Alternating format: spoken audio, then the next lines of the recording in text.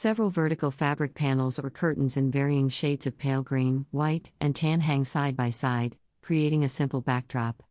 The lighting is soft and diffused. Hey, it's 9 a.m., so we're getting ready to start. I want to welcome everyone to the 10 of Many Voices. We are the only National Park Service site that comes to you. So out of 390 national park sites in the U.S., we ended up in Stevenson, Washington today, and I think we're very glad to be here. We're excited, so thanks for having us. Now, I don't want to waste any more of Bob's time, so I'm going to introduce him. We have Bob Chino here. He's with the National Park Service, and he's going to speak about Dugout Canoes of the Columbia River Plateau, so please give him a warm welcome. Thank you. I just want to make sure all the technology is functioning here. So, first thing, I am the museum curator at Nez Perce National Historical Park, which is located about 8 miles east of Lewiston, Idaho. Lewiston, Idaho is on the Snake River. On the opposite side of the river is Clarkston, Washington. So you can probably guess who came through there in 1804. Our park was established in 1964, and it's kind of an unusual park in the sense that A person in a blue checkered shirt stands in profile on the stage with a projector screen behind them. Text is partially visible on the screen to their right. we are made up of disconnected sites in 4 states. There are 38 sites that tell the story of the relationship between Euro-Americans and the Nez Perce people, and the relationship between the Nez Perce and their neighbors. So most of the sites are in Idaho, but some are in Montana, in northeastern Oregon, and in northeastern Washington. We tell the story of the Nez Perce War of 1877, of Oregon Trail immigration, of the missionary era, all sorts of things. The site where our park headquarters is located has been a living site for the Nez Perce people for over 10,000 years. The archaeological record supports that, as well as the tribal history. So, Nez Perce Park is known primarily for its museum collection. We are considered to have the finest collection of Plateau material culture in the world. We certainly have the best documented collection of material associated with families and various traditions on the Plateau and in the Nez Perce community. One of the striking features of our collection is the material culture associated with the introduction and use of the horse. The Nez Perce are noted horse raisers and breeders, have been for over 300 years. They're one of the few tribes that actually practice selective breeding of horses, and they have a reputation throughout the plateau for taking good care of their horses and having large herds and that sort of thing. Lewis and Clark talked about that at great length when they came down on the Weihai Prairie and came down into the Clearwater Valley and got to know the Nez Perce. Much of this material culture is significant in terms of its age, and we have spent a great deal of time documenting artifacts in, for example, the Spalding collection.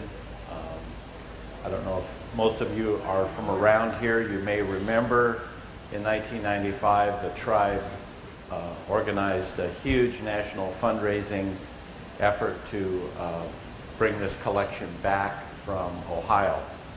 This is material that was collected by Henry Spalding in 1836 when he established his mission on Lapwai Creek, sent back to a doctor in Ohio named... A person in a blue checkered shirt stands on a stage, speaking toward the left. Behind them is a projection screen displaying text and images. Text overlay at the bottom reads partially visible words including meant and re, natu. Dudley Allen and the material resided there until the 1980s, when it was loaned to the Park Service for exhibit at our museum. In 1993, they asked that the collection be returned. People were afraid that they had a buyer for the material, and the Nez Perce, of course, were very upset about this and wanted the material to stay in Nez Perce country. So they raised money to purchase it from the Ohio Historical Society. But for the time prior to the introduction of the horse, people, not just in Nez Perce country, but all over the plateau, traveled the very extensive water highway system of the Columbia Basin and Fraser River, Thompson River basins by boat. When you look at the organization of village life, when you look at family structures, when you look at the studies that ethnographers have done over the years, you begin to understand that settlement and almost all human activity was dictated by the water that was around the rivers, the creeks, the lakes. And so it is a natural thing to understand that people would have developed all sorts of watercraft, and that's true of the plateau. There were hide boats, there were boats made of bark, there were various types of rafts that people made, but the primary means of transportation, and the thing that seemed to be most universal on the plateau and throughout the world, in fact, is the dugout canoe. Dugout canoes, as I say, are known worldwide. Nearly every culture on the planet has built them and used them at one time. This is a very interesting one from Vietnam that was recovered a few years ago. Some ethnographers and scientists estimate that people were using dugout canoes as long as 40,000 years ago. When you understand that that was about the time that Australia was inhabited from South Asia and from Southeast Asia, you have to ask yourself, how did people get around to all those islands in the Pacific, and how did they get to Australia? The likely answer is they did it by dugout canoe. Some of the oldest, does that seem like it's in focus to you? No. No, it doesn't to me either. Is there? A person in a blue checkered shirt stands in front of a projector screen displaying an image. Behind them is a wooden podium with text visible at the bottom of the frame. Is there any way of getting that in focus?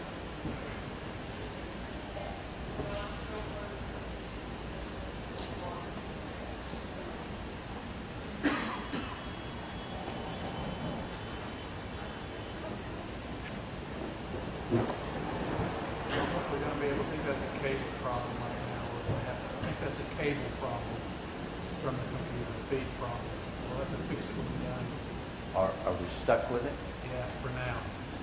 I Okay. don't think I'm going to be able to work on it yet. Apparently we're stuck with it the way it is. So some of the oldest canoes that have been found in North America have been recovered in Florida. There's an area near Gainesville called Lake Pithlachoco that apparently was what people refer to as a canoe nursery. There are canoes that have been recovered there archaeologically that date back over 8,000 years ago. This is drawings of several of the canoes. There have been over 300 canoes discovered in that one lake in Florida. In the Pacific Northwest, we don't have such a rich archaeological record of canoes, and we're not exactly certain why that is. It may be that we just haven't found them, but it may also be cultural. There may be cultural reasons why there aren't that many.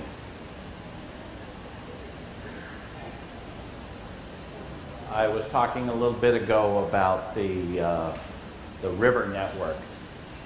And unfortunately, this just doesn't show up very well because of the thing being kind of out of focus, but this is just the Columbia drainage. This doesn't include up into British Columbia. It doesn't include the Fraser River and Thompson River drainages, which is also part of what they call the Columbia Plateau or the Plateau Cultural Area. So what you begin to see is this huge system of highways, of water highways.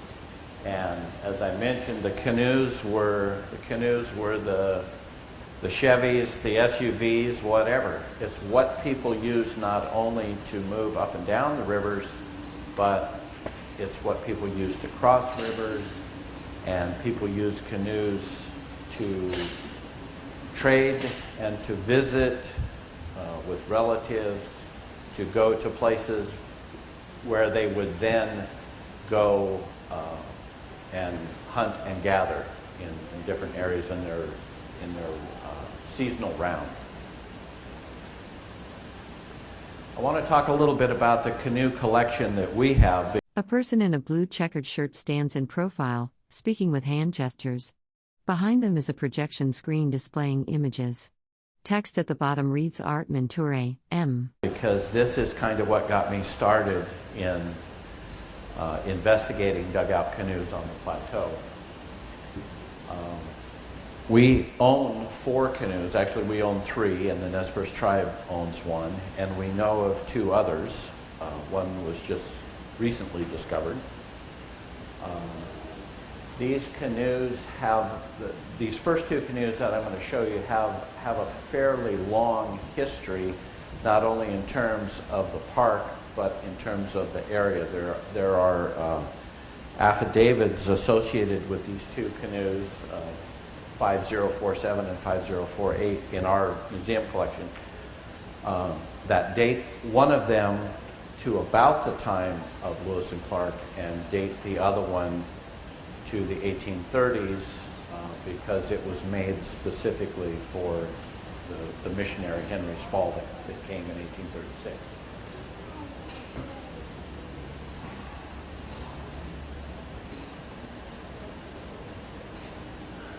This is the 2 pictures on the right, and actually the one where the conservation treatment work is being done is the canoe that was built in the 1830s and associated with a number of well-known Nez Perce chiefs that were involved in the construction of it. When I started looking at these canoes in terms of their physical condition and to try to understand their significance in relation to our museum collection and in relation to the region, I wanted also to be able to get an assessment done by a wood conservator as to their physical condition, their state of preservation, and what we could do to keep them from deteriorating, from having their physical condition deteriorate anymore.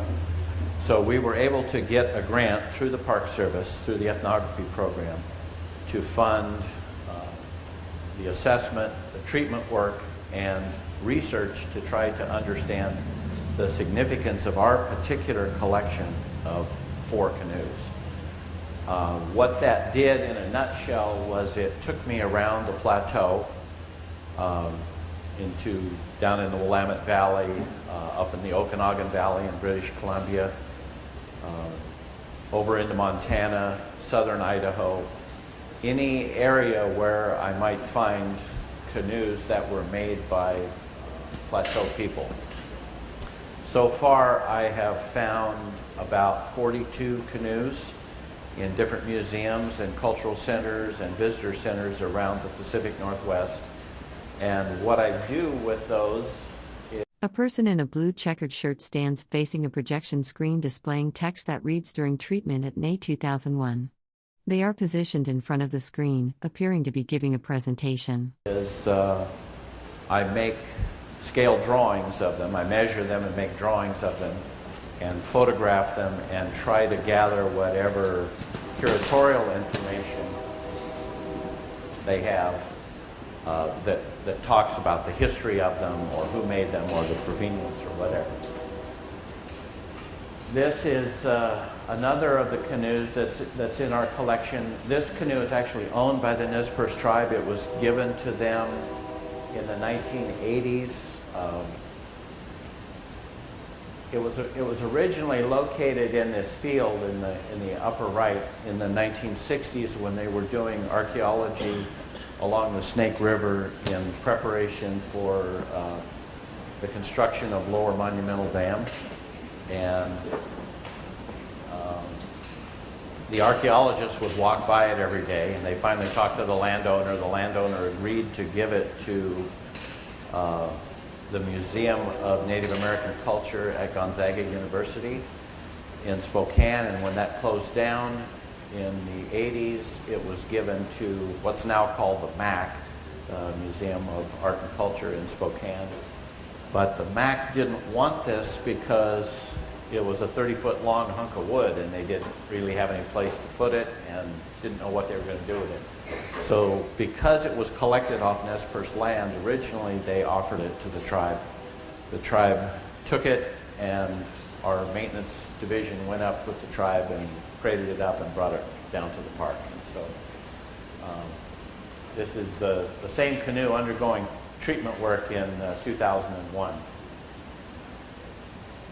The fourth canoe in our collection is well documented to around 1900. It was made by a man named Silas Lawrence, who used it for fishing and travel on the Clearwater River around 1900.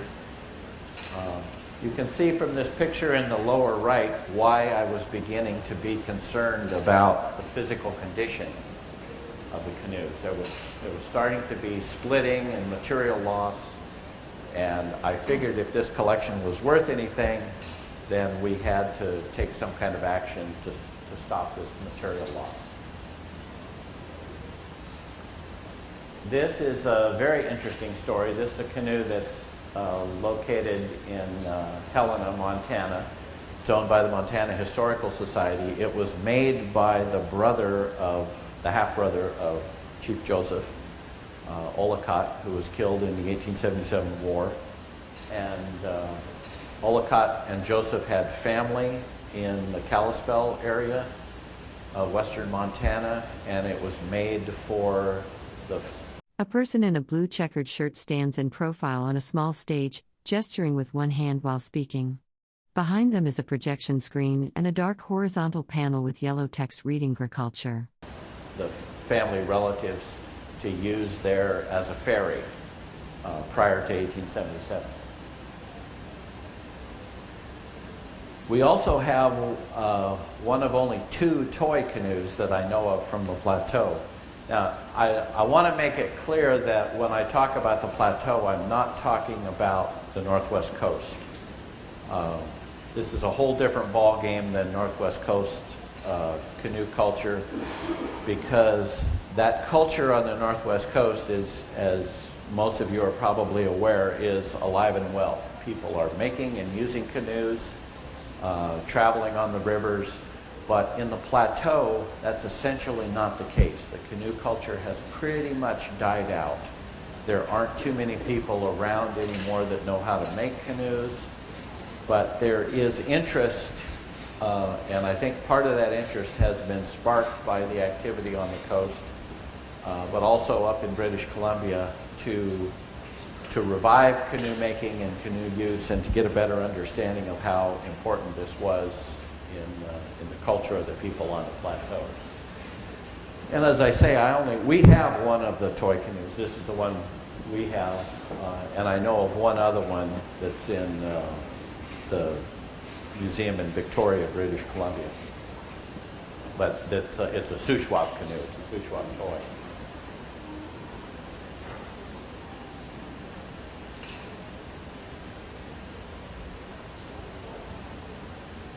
Again, just to look at the whole issue of material loss. This picture on the lower right is the stern end of this canoe in 1940, and the same canoe in 1998. This canoe unfortunately spent about 20 years out in the open before it came into the control of the Park Service. So the treatment work involved doing a complete materials analysis, examining the wood structure, mechanical cleaning, as well as stabilization. And what the conservators did was they would mix up a compound, the base of which is this stuff called PVB, polyvinyl butyrate, and they mix it with alcohol, and you can thin it out to the point where you can actually inject it into the wood fibers, and it consolidates the wood fibers. If it's a little thicker, about a 10 or 12% solution, then you can actually use it as a glue to put pieces back together, to glue pieces back together. Another thing they were able to A person in a dark checkered shirt stands facing a projection screen in an indoor lecture setting.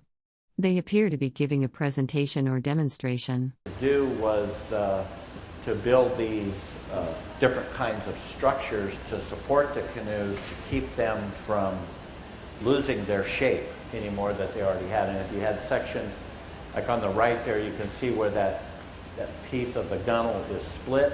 The split runs all the way down pretty much the length of the canoe. So using plexiglass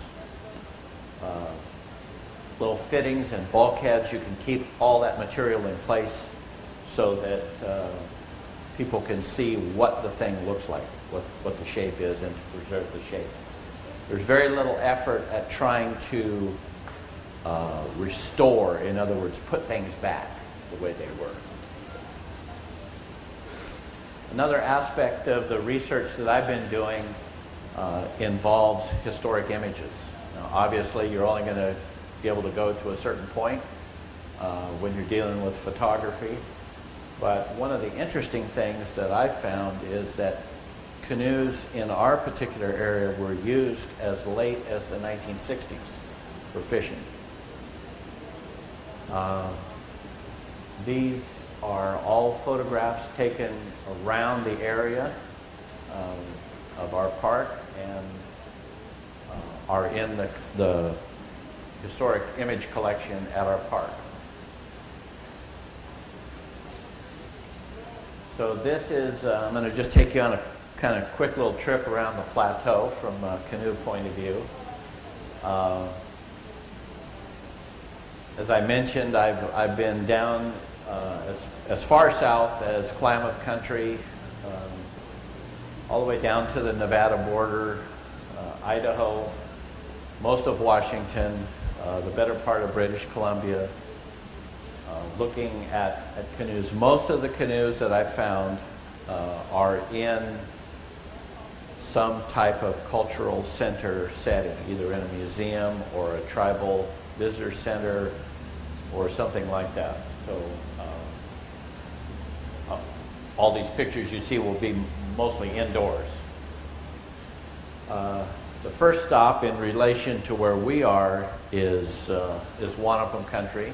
The Wanapums are cousins of the Nez Perce, as it were, part of the same linguistic family.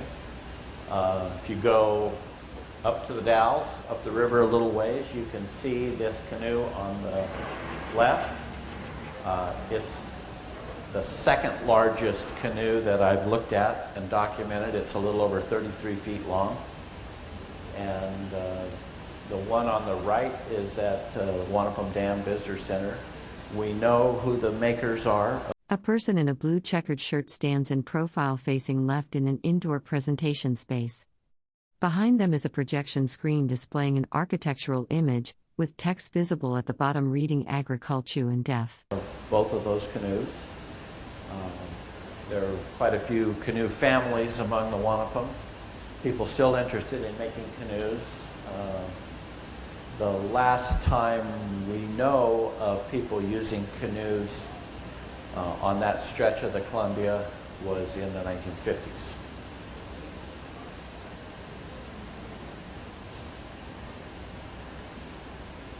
This is up in the Okanagan Valley, around Lake Okanagan. You have all these towns that Penticton and Vernon, and nearly every museum up in that area has at least one dugout canoe.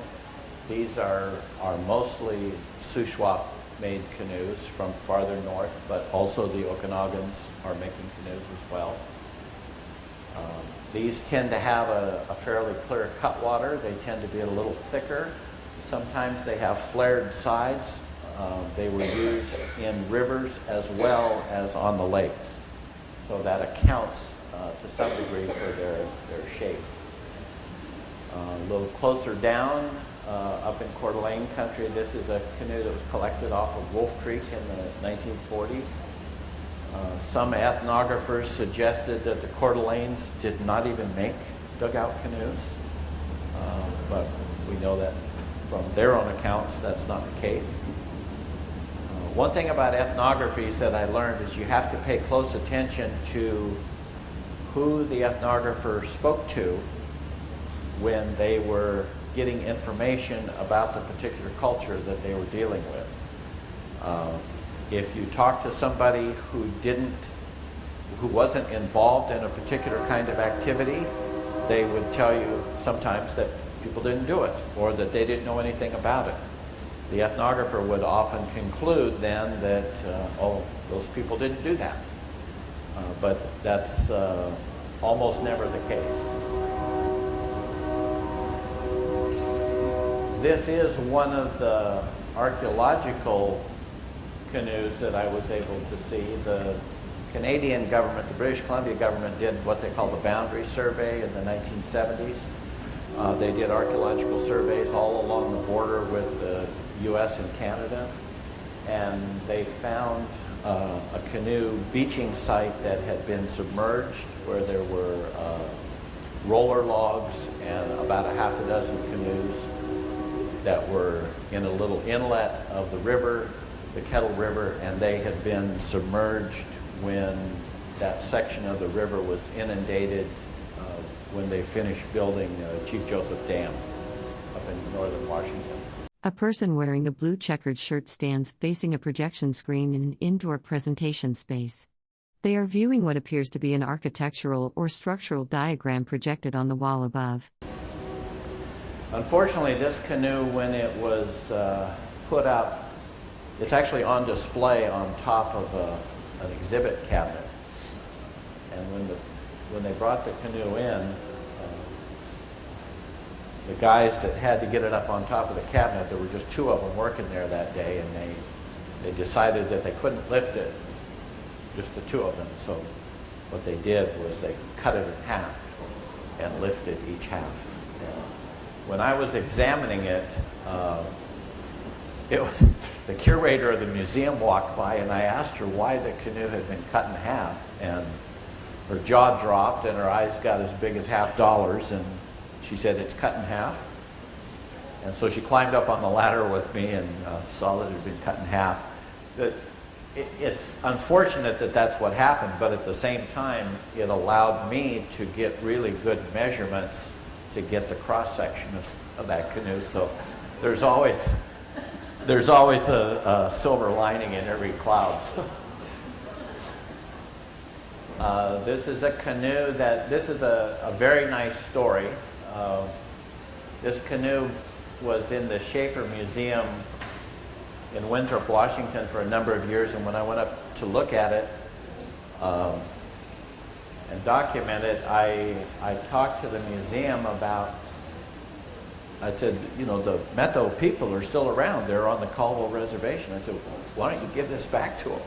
So they did. They organized a little ceremony, and it's now on the Colville Reservation, and you can see it in the Tribal Museum on the Colville Reservation. When I was up in British Columbia, I had the very fortunate experience of meeting a couple of people who are involved in the revival of canoe making up there. And this guy in the upper right is Herman Edward, and Gordy Marchand is paddling one of the boats he made. I got the grand tour, learned about the different tools and things that they used in canoe making. Apparently, automobile leaf springs make really good gouges. when you work them down. These tools on the lower right are all made from car leaf springs. It's a good quality metal, and they use axes as well as adzes and different kinds of choppers for close-in work. Most of this work is done without the use of burning. A person in a dark checkered shirt stands in profile, speaking in front of a projection screen displaying an aerial agricultural image. Text reading agriculture is visible at the bottom of the frame. I'll talk a little bit about burning because Lewis and Clark talk about burning. So in 2000, they did their first big public activity, and that was what they called Unity Trek, and they paddled from the north end of Lake Okanagan down to Omak, Washington, and met up with the Okanagans that live. There's Okanagans both in British Columbia and in Washington State. So they met up with their cousins in Washington and had a big feast and have been sharing the canoe building knowledge and everything ever since that time. So it's an ongoing activity. This canoe that's highly decorated here is, as you might suspect, is the women's canoe. And they said, no, we're not going to have just some plain looking thing. We're going to have some stuff on ours. So, and the men don't get to go in. A person in a checkered shirt stands facing a projection screen in what appears to be an indoor presentation space. The screen displays a light blue image. Text reading Greeku is visible in the lower right corner. This was a real treat for me, not just to go out and paddle on the lake, but I was amazed that if you have an idea of how important tules plants are to Indian people, there's not a lot of tules left unless you go down in Klamath country in southern Oregon. But all around the north end of Okanagan Lake, these plants that are growing there, that's all tules. And it was, when I showed these pictures at home, people didn't care so much about the canoes. They said, where are those tules? We want to go up and gather tules.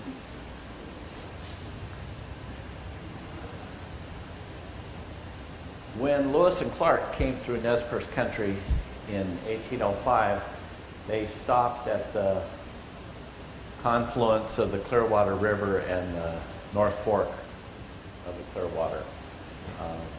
If you look in the blue part of that picture, now there is a thing called Dworshak Dam there that's about 400 feet high, and it's changed the physical nature of this area. But this is the area that Twisted Hair took the Lewis and Clark expedition to, because they were looking for trees they could use to knock down and make their canoes. And this is what the area probably was like prior to Lewis and Clark. It was a known camping area. There's been extensive archaeological work done there that dates the site to thousands of years ago.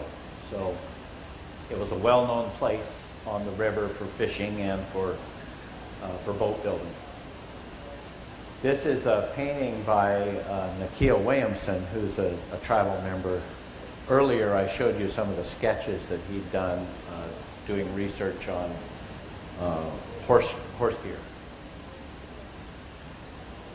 Lewis and Clark don't say much about the canoes that they built at canoe camp. In fact, all they actually do say is they built 4 large canoes and 1 small canoe. And they sometimes refer to the small canoe as their scout. But one of the things that several people have talked to me about, what their boats probably looked like, how big they were, what they were made out of. A person in a blue checkered shirt stands in profile, speaking in front of a projection screen in an indoor venue. A partial text overlay reading F Agrica is visible at the bottom of the frame. And so what I've tried to do with the help of other people who are familiar with water travel and canoe making, and particularly rafting and that sort of thing on the Clearwater and Snake River, to try to get an idea of how their boats might have looked. Now these are the three basic forms. There's really, I've identified 4 basic forms of canoes that were made up in our area. But this just gives you an idea of what Lewis and Clark saw. You got to remember that these guys were picked because they were competent and capable people. They knew what they were doing. They knew how to adapt in various situations, to take advantage of the local knowledge in different situations. So in order for them to be successful, they had to have those kinds of skills. And when they were there at canoe camp in September of 1805, they decided that they were going to leave a certain amount of their gear. They did leave all their horse gear.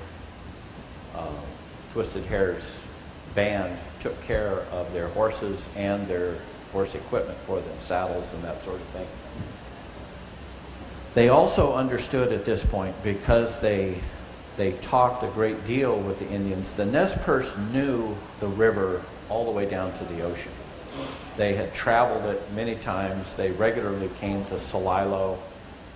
They knew the people up and down the river. They knew what Lewis and Clark were going to encounter. They told them the number of rapids that they would have to go through and which ones they could probably run and which ones they could portage. Several Indians drew maps for them, and that's one of the maps redrawn by Clark. But they knew what was ahead. So that's one thing to keep in mind when you think about the boats that they made. So what I ended up doing was, everybody says a picture's worth 1,000 words. I ended up making conjectural drawings of what I think the large canoes were like and probably what the small canoes were like. And people often say, the canoes are made out of ponderosa pine. So people say, well, you can't find a ponderosa pine up there now that's big enough to make a canoe 50 feet long. And that's true. Down by the river you can't. But 200 years ago, A person in a blue checkered shirt stands in profile against a classroom setting with a projection screen behind them and a chalkboard below. They appear to be mid-speech. you could. And when you think about what they had to put in their canoes, there were 35 people. And they built 5 boats. So on average, you're going to have to put 7 people in each boat. And you're going to have to put, I've made a kind of a partial list of, we don't know exactly what they had left at that time because they didn't keep any kind of running tally of what they were using. But they had desks, they had camping gear, they had all their botanical specimens, they had all the equipment they needed for their firearms. They had surveying equipment. We know they traded for at least 20 bags of camas roots, big bags of roots. So they had a lot of stuff. And they knew they were going to be on the river for about 2 months. They also had the experience of having come from Mandan country to the Rocky Mountains, coming up the Missouri River in canoes that they built. They talk incessantly about how small the canoes were, how they didn't make enough of them. They made eight small canoes, and they were hoping to use this. They made a metal frame boat, and they were going to cover it with elk hides. And by the time they got enough hides to do it, they were out of the area where they could get good pitch, to seal the thing up, and so it didn't work. So that was another frustrating aspect for them, that they didn't have this boat. So I think when they got to canoe camp, when they came over Lolo Pass and settled into Nez Perce country to make their canoes, they were determined to make the boats big enough so that they would be able to put all their equipment in and be comfortable enough for the 2-month trip down to the Pacific. So these are the reasons why I think the boats were as big as they are, or as they were.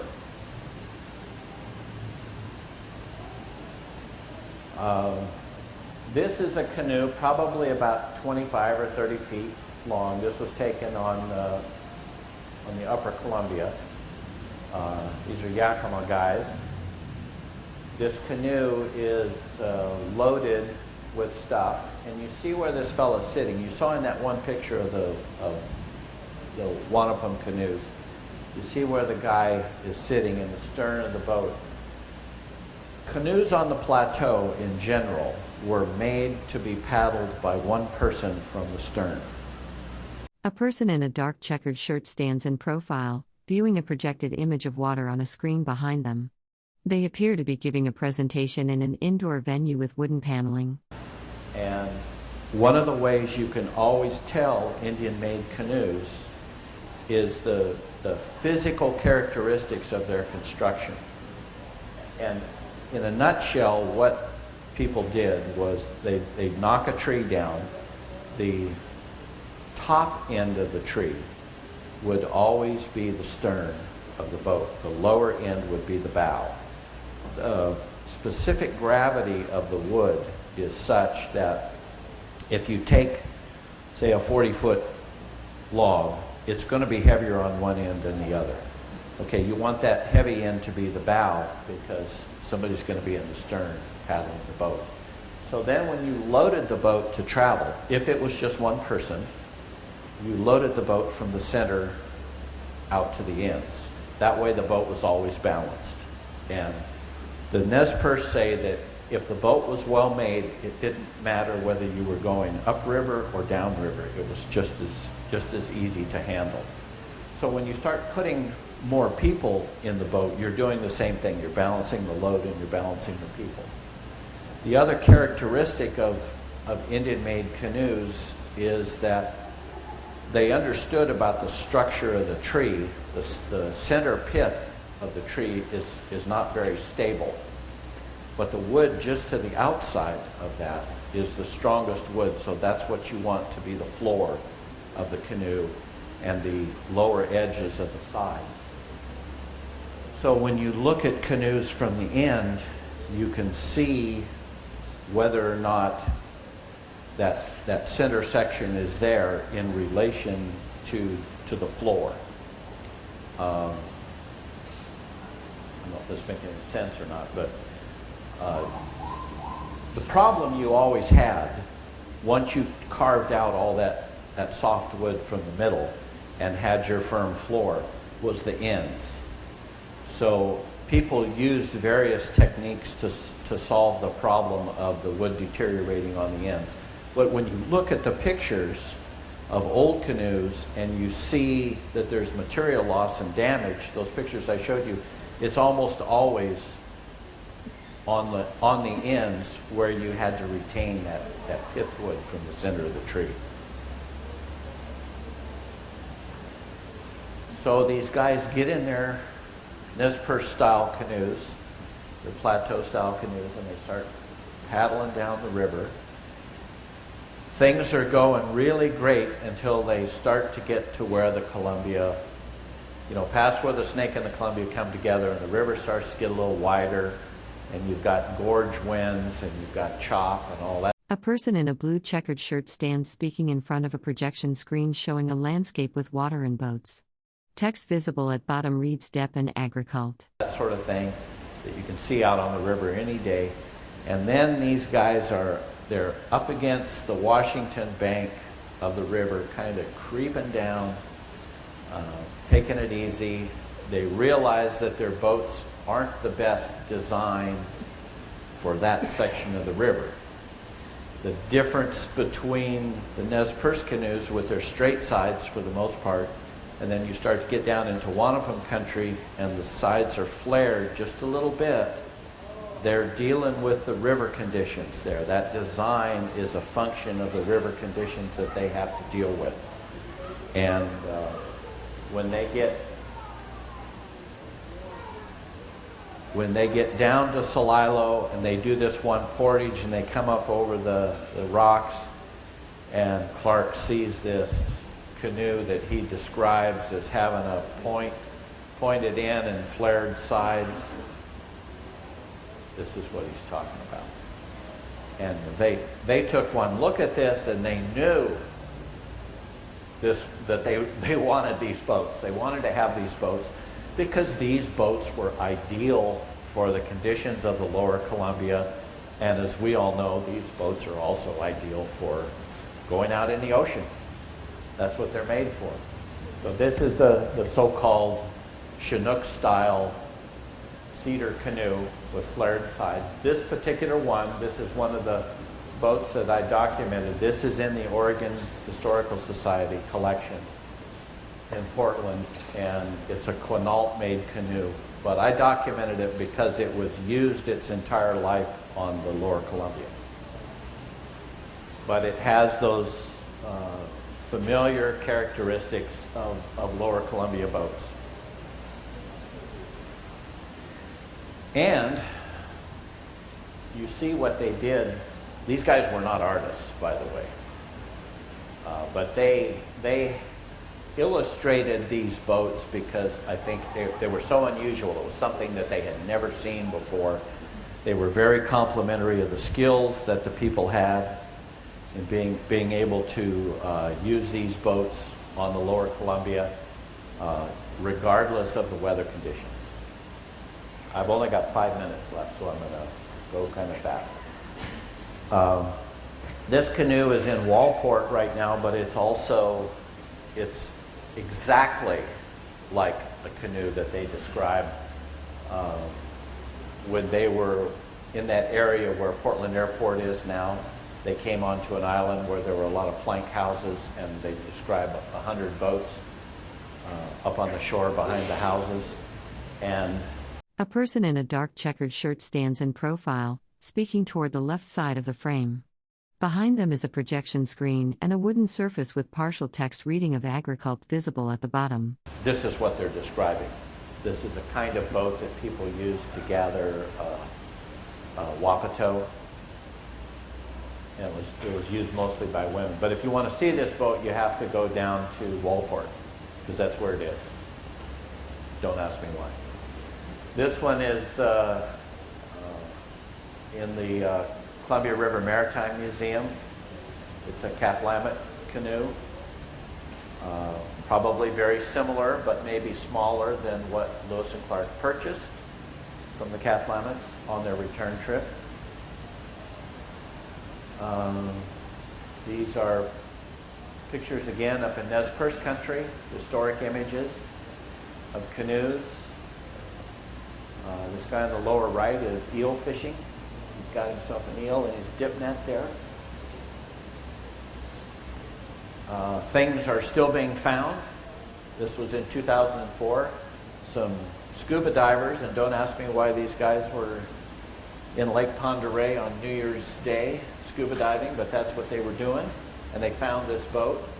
So they called the Park Service in to help them document it, and they're still trying to decide what to do with it. But the evidence is all over the plateau that talks about canoe use and how important these things were to people. So this is the end for me. If you have any questions, I'll try to answer your questions.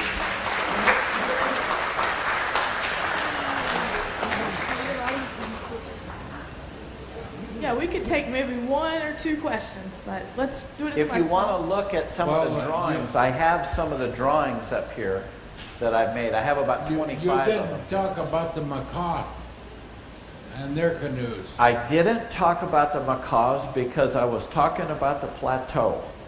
And the macaws are on the coast, I'm very sensitive about the macaws because my museum technician, Linda Pisano, that works with me at the park, is macaw. She's married to a Nez Perce, but she's a Williams.